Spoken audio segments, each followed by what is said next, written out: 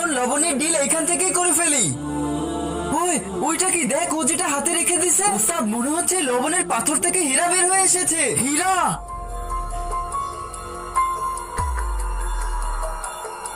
চল চল ওইদিকে যাই।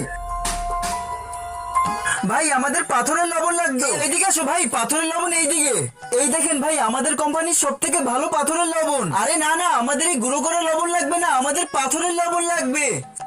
পুরো পাথর লবণ লাগবে? ঠিক আছে চলুন, ওটা স্যাম্পল দেখাচ্ছি।